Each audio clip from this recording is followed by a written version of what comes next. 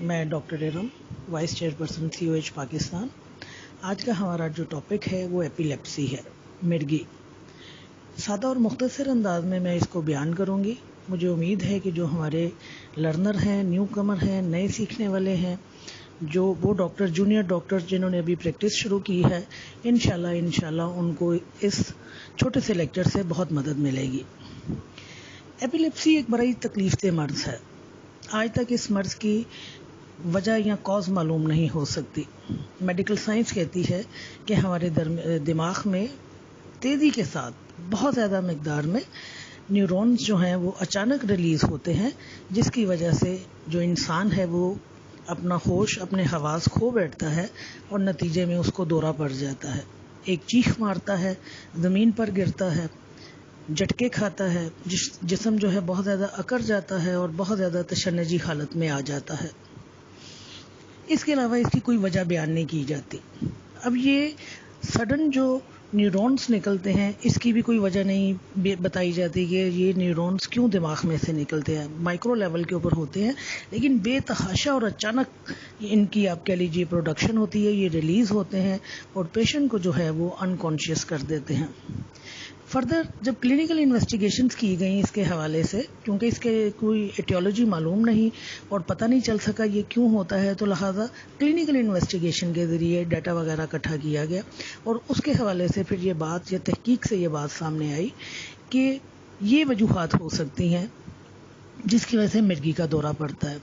ان میں سے ایک وجہ جو ہے وہ آکسیجن کی کمی بتائی گئی کہ جب بچہ پیدا ہوتا ہے تو اس وقت اگر اس کے دماغ کی طرف آکسیجن کا دباؤ زیادہ نہ ہو, آکسیجن اس کو پوری نہ ملے, تو بعد میں بچے کو مرگی کے دورے پڑ سکتے ہیں.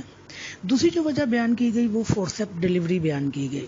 فورسیپ ایک انسٹرومنٹ ہوتا ہے جو سرجری میں استعمال ہوتا ہے. نارمل ڈیلیوری کے دوران جب بچہ پیدا نہیں ہو رہا ہوتا تو گائناکولوجسٹ یا ڈاکٹر یا پیرامیڈیکل سٹاف جو ہے فورسیپ انسٹرومنٹ کو یوٹرس کے اندر داخل کرتے ہیں اور اس سے بچے کے دماغ کو گرپ کر لیتے ہیں. اس سے پکڑ کر وہ بچے کو باہر نکالتے ہیں. بچے کی ہڈیاں بھی نازک ہوتی ہیں اور بچے کا دماغ بھی اس وقت تھوڑا کمزور ہوتا ہے.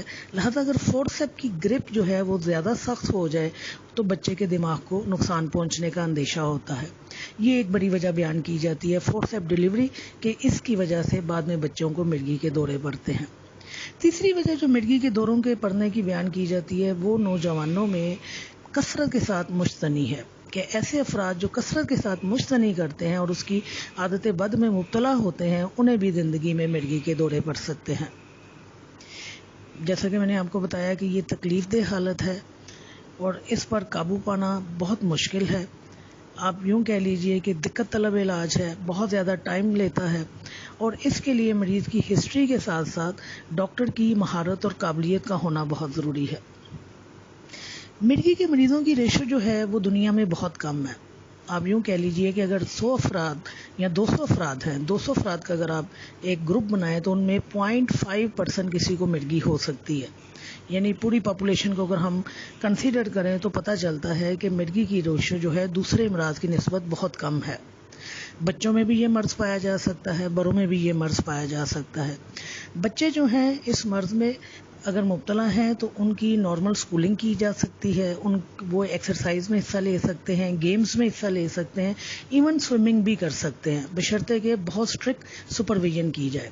جو جوان افراد ہیں ان کے لیے سختی کے ساتھ منع ہوتا ہے یا انہیں منع کیا جاتا ہے کہ اونچائی کے اوپر انہوں نے کام نہیں کرنا. کسی قسم کی لائٹ ویٹ یا ہیوی ویٹ جو آپ کہہ لیجیے ڈرائیونگ ہے انہوں نے نہیں کرنی. انہوں نے کوئی ایسا کام نہیں کرنا جس سے ان کی زندگی کو خطرہ ہو سکے. اور سوئمنگ ان کو سختی کے ساتھ منع کی جاتی ہے, کیونکہ میں نے آپ کو بتایا کہ مرگی کا دورہ اچانک ہوتا ہے, تیزی کے ساتھ آتا ہے. بالکل اندازہ نہیں ہو پاتا مرگی کے دورے کے حوالے سے کہ کس وقت آپ کو مرگی کا دورہ پڑ سکتا ہے. یہ مرض دوروں کی صورت میں آتا ہے اور بار بار آتا ہے, اور اس کے لیے کوئی ٹائم فریم نہیں ہے کہ یہ اتنے گھنٹوں کے بعد پڑے گا یا اتنے دنوں کے بعد پڑے گا یا اتنے ہفتوں کے بعد پڑے گا. اس کی چونکہ کوئی وجہ معلوم نہیں ہے, لہذا اس کے دورے کس وقت پڑتے ہیں اس کا ٹائم بھی کسی کو معلوم نہیں ہے. مرگی کے آپ ہماری ہومیوپیتھی میں جب مرگی کے حوالے سے ہم بات کرتے ہیں تو ہماری میڈیسن کا جو انتخاب ہے وہ ٹوٹیلٹی آف سمٹمز کے علاوہ ایک بیسک چیز ہے جسے اورا کہتے ہیں, اس پر کیا جاتا ہے. औरा मिर्गी के दौरे से पड़ने से पहले वाली वो कैफियत है जिसमें मरीज़ कुछ अनयूजुअल फील करता है। जैसे पेशेंट आपको ये बता सकता है कि मुझे सिर्फ इतना याद है कि मेरे पेट में जैसे कोई गोला सा बना, या वो ये कह सकता है कि मेरी विजन में कोई मसला पैदा हुआ या दिमाग की तरफ कोई गुबार चढ़ा। इससे ज़्यादा वो आपको कुछ नहीं बताता। लिहाजा जब रिपीटेडली पेशेंट इसी तरह के सिम्टम्स देते हैं या साइंस देते हैं कि मिर्गी का दौरा पड़ने से पहले हमारी ये कैफियत हुई, तो उसको हम ओरा का नाम देते हैं। बाद पेशेंट में ओरा एब्सेंस पाया जाता है, यानी मरीज को मिर्गी का दौरा पड़ने से पहले ऐसी अनयूजुअल कोई चीज़ महसूस नहीं होती। मिर्गी का दौरा जब ख़त्म होता है तो उसके बाद पेशेंट जो है वो कन्फ्यूजन का शिकार होता है, गनूदगी तारी होती है, और बहुत सारे मरीज़ जो हैं अपनी याददाश्त भी वक्ती तौर पर खो बैठते हैं। मिर्गी के दौरे के दौरान आप कह लीजिए कि जब पेशेंट तशन्नुजी हालत में आता है, जिसको हम टॉनिक क्लॉनिक का नाम देते हैं, तो ये बहुत सीवियर कंडीशन होती है। आम तौर पर मिर्गी का दौरा जब पेशेंट को पड़ता है तो उसके दांतों के नीचे कोई सख्त चीज़ रख दी जाती है। उस सख्त चीज़ के रखने की बेसिक वजह ये होता है कि झटके खाने के दौरान और तशन्नुजी कैफियत में मरीज़ दांतों से अपनी ज़ुबान ना काट ले। मिर्गी के दौरे का जो ड्यूरेशन है वो ज़्यादा से ज़्यादा 15 से 30 सेकेंड होता है। आपने अक्सर नोट किया होगा या आपने देखा होगा या सुना होगा कि पुराने ज़माने में जब किसी को मिर्गी का दौरा पड़ता था तो लोग उसको जूता सूंघाते थे। जूते का मिर्गी के दौरे के साथ कोई ताल्लुक नहीं है। मिर्गी के दौरे की ड्यूरेशन जो है वो 15 से 30 सेकेंड्स है।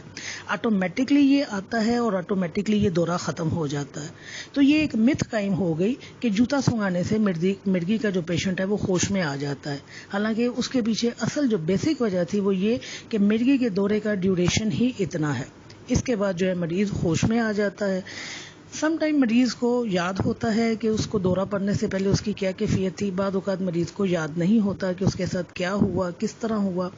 मरीज़ की हालत काफ़ी मेजरेबल होती है। खड़े खड़े वो गिर जाता है, और ये गिरना सड़क पे भी हो सकता है, ऊंचाई से भी हो सकता है, सीढ़ियों से भी हो सकता है। यही वजह है कि मिर्गी के पेशेंट को किसी भी सूरत अकेला नहीं छोड़ा जाता। उसका ध्यान रखना बहुत ज़्यादा ज़रूरी होता है। यहाँ पे एक बात और समझना बहुत ज़रूरी है कि अगर पेशेंट को एक आध फिट पड़ता है तो उसे हम एपिलेप्सी नहीं कहेंगे। एपिलेप्सी के लिए याद रखिए कि ये रिकरेंट होते हैं, पैरोक्सिमल होते हैं, सडन होते हैं। सडन इनका ऑनसेट होता है और सडन ही इनकी आपके लिए सेसेशन होती है कि अचानक बंद हो जाते हैं, अचानक होते हैं, अचानक बंद हो जाते हैं। अगर किसी बच्चे को या किसी जवान को एक आध झटका पड़ा या एक आधी फिट के दौरे पड़े तो उसमें हम ये नहीं कहेंगे कि इसको मिर्गी है। मिर्गी की तारीफ के मुताबिक इसका मुसलसल बार बार होना लाजमी है। होम्योपैथी में हम टोटलिटी ऑफ सिम्टम की बुनियाद पर काम करते हैं, और जिस तरह मैंने आपको कहा कि हमारी दवाई की सिलेक्शन में ओरा बहुत ज़्यादा अहमियत रखता है कि हमारी दवाई की बहुत सारी मेडिसिन ऐसी हैं जिनकी सिलेक्शन ही ओरा की बुनियाद पर की जाती है।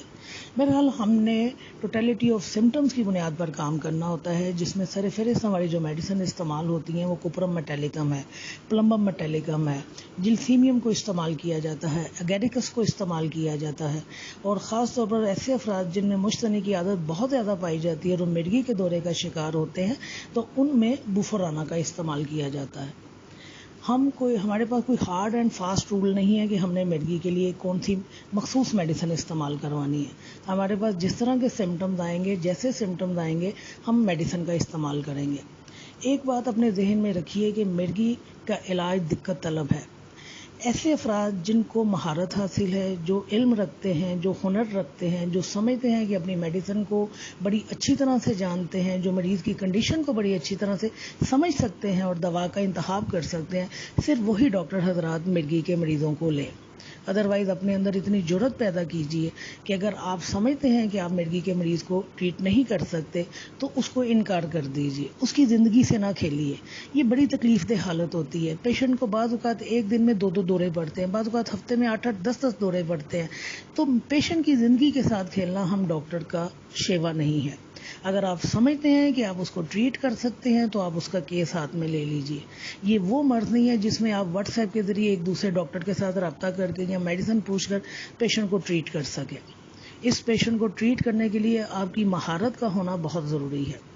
फिर दूसरी बात यह है कि ये इलाज जो होते हैं बहुत ज़्यादा टाइम लेते हैं, तो पेशेंट आपके साथ स्टे नहीं करता है। پیشنٹ کا اعتبار جیتنا، پیشنٹ کو کانفیڈنٹ دینا، یہ بھی آپ کا کام ہے. آپ کو اس کو ایجوکیٹ کرنا پڑے گا کہ اگر مرغی کا علاج کروانے لگا ہے تو اس میں بہت زیادہ ٹائم لگے گا، اتنی جلدی اس کو آرام نہیں آئے گا. اگر وہ میڈیسن ایلوپیتھی استعمال کر رہے ہیں تو اس کی ایلوپیتھک میڈیسن فوری طور پر بند نہ کروائیں. ایلوپیتھک میڈیسن کے ساتھ ساتھ اپنی ہومیوپیتھک میڈیسن کو جاری رکھیں. لیکن پیشنٹ کو اعتبار دینا اور اپنی مہارت کو خود جج کرنا، یہ آپ کی اپنی ذمہ داری ہے، آپ کی اپنی ایمانداری کے اوپر ہے کہ آیا آپ مرغی کے مریض کو ٹریٹ کر سکتے ہیں کہ نہیں کر سکتے. اگر آپ سمجھتے ہیں کہ آپ کر سکتے ہیں تو اس کا کیس لیجیے، اور اگر سمجھتے ہیں کہ یہ آپ کے بس کی بات نہیں تو اللہ تعالیٰ آپ کے اندر اتنی جرأت پیدا کرے کہ آپ مریض کو انکار کر سکے. پروردگار عزت دینے والا، پروردگار برکت دینے والا ہے. آپ کی نیت کا پھل آپ کو ضرور ملے گا. آخر میں ہمیشہ کی طرح ایک بات کہوں گی کہ پیشنٹ کا خلوص دل سے علاج کرنا، پیشنٹ کے لیے محنت کرنا، یہ ہمارا فرض ہے. پیشنٹ کو شفا دینا اللہ کا کام ہے. ہم اپنا فرض ادا کرتے رہیں گے اور اللہ سے دعا کو رہیں گے کہ ہمارے مریضوں کو شفائے کاملہ عطا کرے. آمین.